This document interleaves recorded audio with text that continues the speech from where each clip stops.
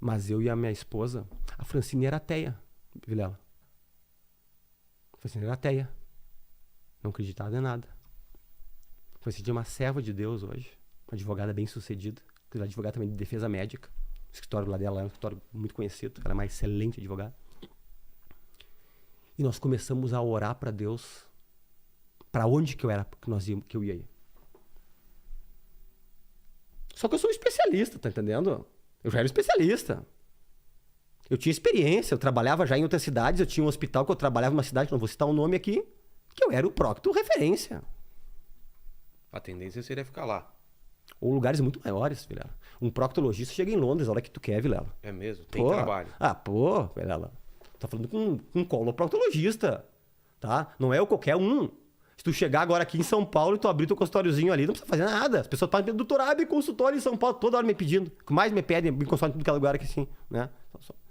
É que eu não tenho tempo nem de tomar lá na minha cidade, lá, porque vai todo mundo pra lá, tá? Pra qualquer lugar. Ah, vou pra Paris. Eu entro como coloproctologista, sempre. Especialidade elitizada, tá entendendo?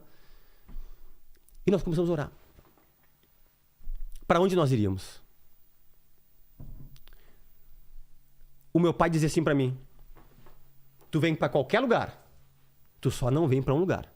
Qual? Rosário do Sul. Ué? Porque meu pai é urologista, só que assim, Vilela, ó, quem conhece o Dr. Clóvis Lemos, muito bem sucedido. Ele foi numa época pra lá que não tinha urologista em 10, 15 cidades. Quase toda a família uro. Eu só mudei pra Procto na residência. Eu ia fazer uro toda a minha vida. Desde o meu primeiro semestre eu ia ser mais um uro na família. Graças a Deus que eu troquei. Eu adoro minha especialidade. Isso, não vem pra cá. Então meu pai, se tinha uma pessoa que poderia me dizer, meu pai, primeiro, meu pai, ele me ama, ele queria ter o filhinho dele por perto, certo? Claro. Todo pai quer o filho por perto, certo, Vilela? Claro. Tá? Só que ele, por entender e me amar, ele dizia, não vem, porque aqui não tem campo para um proctologista. A cidade é muito pequena. Aí eu e a Francine estávamos orando. E a minha mãe, dona Sônia Lemos, eu até me emociono quando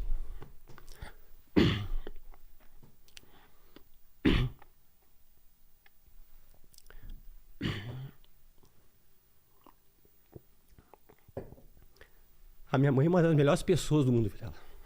O coração dela. Ela chega a parecer boba de tão boa que ela é. Não sei se eu conheço alguma dona Sônia Lemos nessa vida aí. Deve ter perdido por aí. Mas como ela, a gente não tem. E ela tinha um grupo de oração, tem ainda, com umas irmãzinhas da igreja.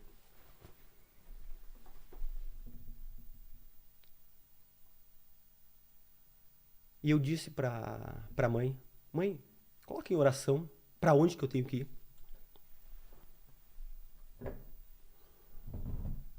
Tu quer saber o que aconteceu, Vilela? O quê? Deus acordou uma criança de 6 anos. Neto de uma das irmãs que faziam o grupo de oração da minha mãe.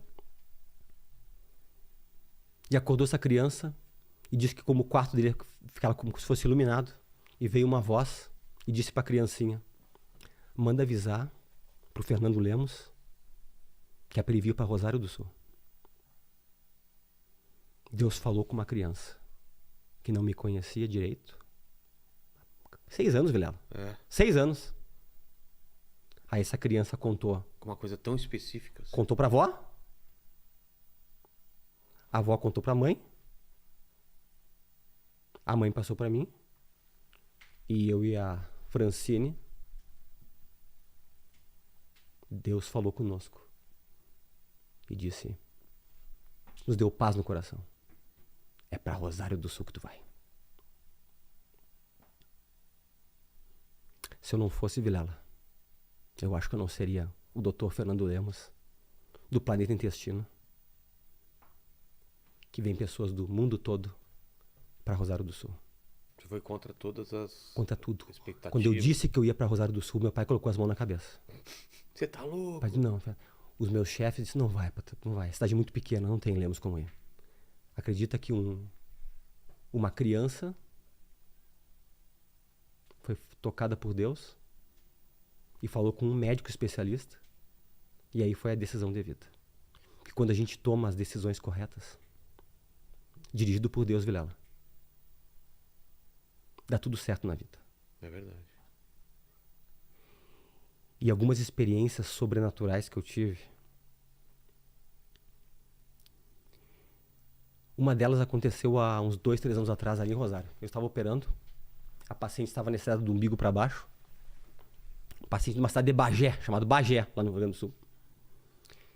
Ela estava com a posição com as pernas para cima, posição como o Paquito falou do frango assado, né? Frango assado. Uhum.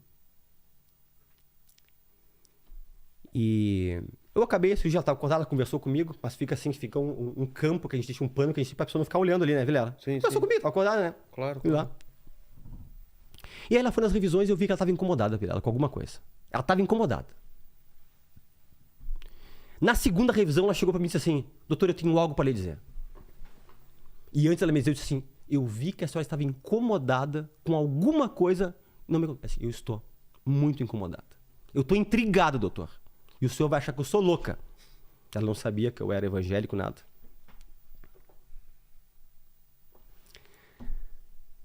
Ela disse: o senhor estava no meio das minhas pernas, assim, lá, eu assim, entendeu, Vilela? É como se tu fosse ela, a cabeça dela aí, e eu aqui, operando. Tá. Só com o campo separando aqui. Ela não conseguia te ver. Não conseguia me ver, só o campo assim. Tá. Ela conseguia olhar por cima do campo para lá. Quando eu olhei para lá, eu olhei alguém em cima do Senhor, com o formato de Cristo e com a mão no queixo lhe olhando todo o tempo. E do ladinho tinham seres que pareciam anjos. Só que eu sou ateia, doutor. Eu não acredito em nada dessas enganações. Só que eu fechei meus olhos. E o senhor lembra que uma hora eu falei com um anestesista só para ver se eu estava acordada? E eu fechei e eu abri. E todo o tempo, aquele ser estava parado e olhando o senhor para baixo. E eu disse para ela: não foi ilusão. Esse é o meu amigo, que eu convido todos os dias para participar das minhas consultas e das minhas cirurgias. Eu não consegui ver ele, mas Deus tem algo com a senhora, para a senhora crer, para a senhora confiar. Isso aqui. Essa paciente é minha paciente até hoje. Teve uma outra situação bem parecida, uma senhora que começou a dizer que viu anjos passando por cima da minha sala cirúrgica, enquanto estava comigo operando também. É porque médico é uma das profissões Mais céticas. É, Céticas que não acreditam em nada. exato. Tá entendendo? Só na ciência o que é. É. E outra que eu tive para finalizar essas aqui, essa foi uma experiência muito pesada, quase de filme. Não vou citar o nome do hospital de Porto Alegre, só vou dizer o quarto 109, que eu nunca mais esqueci. Isso aconteceu há 19 anos atrás. Me chamaram numa madrugada, minha equipe, eu era ainda residente. E sabe aquela, quando tu tá na juventude, que tu fica um pé na igreja, um pé no mundo? Sabe que todo mundo passa? Sei, tipo Né? o Lênin. É? Assim, Né? Sabe, lá. Eu nunca saí da igreja, mas sabe aquela coisa assim, aquela convicção que tu acaba perdendo, né? Sei. Né? E aí chamaram, e aí desceu um monte de equipe para lá para reanimar o paciente lá, né? E tinha um monte de residente, né? Porque lá tinha uma briga quem ia chegar primeiro, o residente da cirurgia ou os da clínica para reanimar, para tu aprender a fazer a reanimação lá. E tinha umas 10 pessoas no quarto, umas enfermeiras. E tu reanima por 30 minutos. Essa é a regra mundial. Se não sair em 30 minutos, não. Acabou. Acabou. Foi reanimado 30 minutos. E quem tinha chego era eu. Então, primeiro do que os outros. Então quem dominava, quem mandava lá era eu. Porque quem chega primeiro é o que comanda tudo lá. Que é o Tá, responsável. tinha o pessoal da enfermagem ali, ajudando, um abusando, um massageando. E eu tava massageando, e outro aqui sim. E faz atropina, e faz adrenalina. Na época de gente faz tudo isso aqui. Quando bateu 30 minutos, eu disse: não, pessoal, nós vamos tocar mais um pouco. Tem que obedecer quem tá no comando. Bateu 30 minutos, Lemos. Os colegas falaram assim: não, vamos tocar mais um pouquinho. Resumo, a gente foi até mais ou menos perto dos 45 minutos. O homem não voltou. E era um paciente que a minha equipe tinha operado. E nós ia dar alta pra ele no outro dia. Poxa. E nós tínhamos avisado pra família que ele ia ter alta, um câncer de pâncreas. E me acontece essa, talvez eu tava nessa ânsia de tocar mais porque eu queria que ele retornasse, porque eu disse pra família que ele ia ter alta no outro dia. O cara morreu. Aí quando acabou, tá, vamos lá, tira daí, vai guardar as coisas tudo aí. Daqui a pouco, esse homem começou a se retorcer na cama. Porque nós médicos somos céticos, sabe? Existem umas mioclonias involuntárias, que são uns movimentos que pode acontecer, que a pessoa tá morta e pode ter. É? Mesmo Pode. depois de morto? Eventualmente tem. Mas mioclonia, porque a gente médico, a gente sempre quer achar uma explicação por umas coisas que não tem. Mas aquilo lá aconteceu pra mim. Aquilo lá foi uma coisa que fez eu entrar pros trilhos. Ele começou a mexer. Só que ele começou a mexer um pouco pra mais, velho. E começou a fazer uns movimentos de se retorcer e uns grunhidos. Resumo da obra. 13 e pouco da madrugada, né? Aquele quarto esvaziou Rapidão. Até os pacientes, coitados, saíram com o soro na mão do quarto. Tinha 6 pessoas no quarto. Ah, é? Era um quarto do SUS. É um quarto grande do SUS aí. E só ficou uma pessoa no quarto com ele. Só eu. Porque o negócio aí é comigo.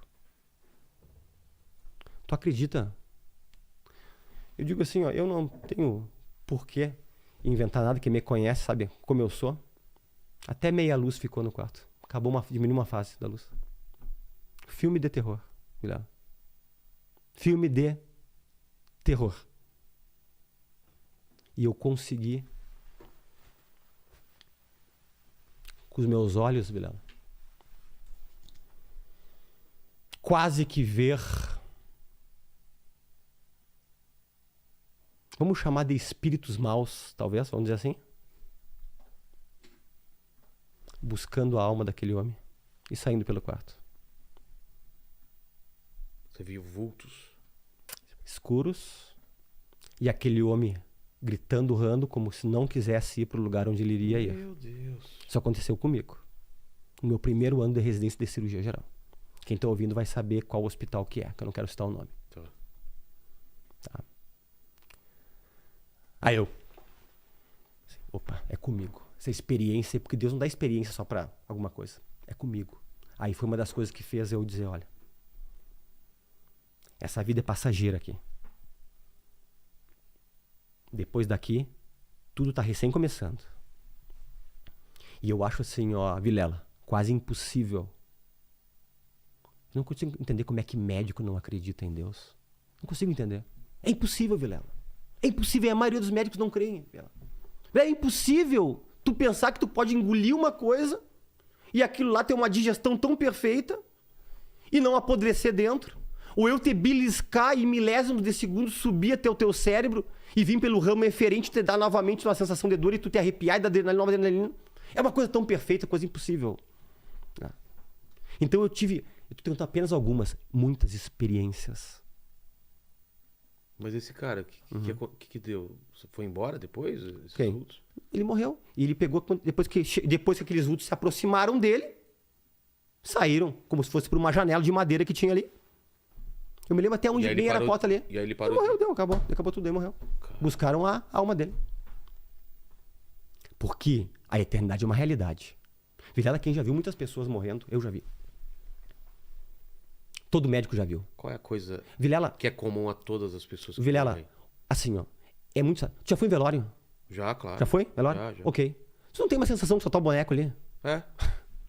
É muito estranho. Eu não consigo entender como é que médico não é pessoas mais devotas a Deus do mundo. Vilela, quando tu tá ali com uma pessoa ali, ela morre na tua frente... É como se... Tu vê que ali foi só o corpo que saiu. Chave é uma chave. O corpo saiu. Pô, alma e espírito são eternos, cara. Estão ali. Tá entendendo? Só que aqui... É aqui nessa terra que a gente decide tudo. Não tem brincadeira. Talvez eu tô aqui também pra dizer isso aqui. Não tem brincadeira. E eu não sou alguém de brincadeira. Eu levo minha vida muito, muito a sério. Eu não, em hipótese alguma, eu coloco os meus méritos. Eu em primeiro lugar. e não ter falo da boca para fora. É Deus que tem um propósito de querer fazer chegar pessoas lá. Porque eu atendo pessoas de tudo que é criança, Vilela. E o médico tem que atender tudo que é criança. Não brigo, não discuto, mas ninguém bem capacito tudo. Mas tem muitos casos que entra oportunidade e eu sinto, é para falar para essa pessoa. E geralmente quando eu sinto isso de falar, Vilela, porque eu não tenho nem tempo na consulta, é tão rápido, né, Vilela, as consultas. E isso que as minhas consultas não são rápidas. A pessoa diz, pô, eu precisava ouvir isso aí. Ou, eu tô isso, eu tô aquilo. Aconteceu agora. Com um dentista do Canadá de Toronto, conversando comigo, uma telemedicina agora. Ah, é? Agora. 2 semanas atrás. Fui falar uma coisa pra ele e disse. Eu falei, teu problema não é doente, cara. Teu problema é outra coisa. E um cara muito culto conversando. Ele disse, eu sou desviado, eu luto contra isso, é isso aqui, e aí, isso aí. Mas eu incentivo a todos a tentar conhecer. Não falar, não ter o pré-conceito, né? Em relação a esse assunto aí.